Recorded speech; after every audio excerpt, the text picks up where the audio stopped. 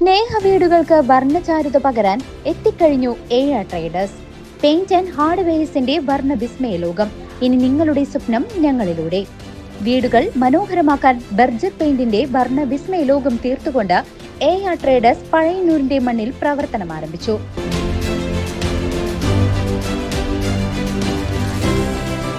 AR traders, paint and hardware, Pazhayannur high school road, AR complex. മീറ്റ്നയിൽ ഭാരതപ്പുഴയിൽ ഒഴുക്കിൽപ്പെട്ട് കാണാതായ മത്സ്യത്തൊഴിലാളിക്ക് വേണ്ടിയുള്ള തിരച്ചിൽ 3-ാം ദിവസവും ഊർജിതമായി നടക്കുന്നു. പാലക്കാട് നിന്നും എത്തിയ സ്കൂബ ടീമും ഷൊർണൂർ ഫയർഫോഴ്സിന്റെയും സിവിൽ ഡിഫൻസ് അംഗങ്ങളുടെയും നേതൃത്വത്തിലാണ് തിരച്ചിൽ നടത്തുന്നത്. ഞായറാഴ്ച രാവിലെ 10 മണിയോടെ മീറ്റ്ന തടയണയ്ക്ക് സമീപത്ത് മത്സ്യബന്ധനം നടത്തുന്നതിനിടെ ഒഴുക്കിൽപ്പെട്ട ചുനങ്ങാട്ട് താമസിക്കുന്ന പാലപ്പുറം പാറയ്ക്കൽ വീട്ടിൽ 58-കാരനായ യൂസഫിന് വേണ്ടിയുള്ള തിരച്ചിലാണ് 3-ാം ദിവസം പിന്നിടുന്നത്. തിരച്ചിൽ കാര്യക്ഷമമല്ലെന്ന് ചൂണ്ടിക്കാട്ടി മത്സ്യത്തൊഴിലാളികൾ ഇന്നലെ പ്രതിഷേധിച്ചിരുന്നു.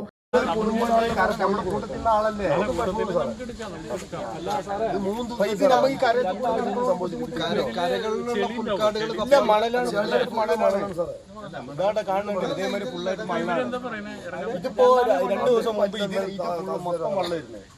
അപ്പൊ നമ്മൾ ആ സൈഡിലാണ് പെട്ടിക്കുന്നത്. ആ സൈഡിൽ കൂടെ തന്നെ ഒഴുകും. ഇതിന്റെ ഇടയിൽ എവിടെയെങ്കിലും കുടുങ്ങി കിടക്കാനും ചാൻസ് ഉണ്ട്.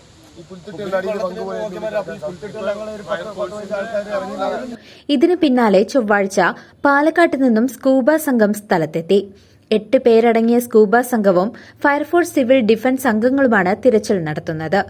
മീറ്റ്ന തടയണയ്ക്ക് സമീപം വലയെറിഞ്ഞപ്പോൾ കാൽവഴുതിയാണ് മത്സ്യത്തൊഴിലാളി പുഴയിൽ അകപ്പെട്ടത് എന്നാണ് കരുതുന്നത്. ഫിഷറീസ് ഓഫീസർ സുജിത് സ്ഥലം സന്ദർശിച്ചു. സ്ഥലത്തുള്ള റവന്യൂ, ഫയർഫോഴ്സ് ഓഫീസർമാരുമായി ചർച്ച നടത്തി. ഡ്രോൺ പരിശോധന ഉടൻ ആരംഭിക്കണമെന്ന് ആവശ്യമുന്നയിച്ചിട്ടുണ്ട്.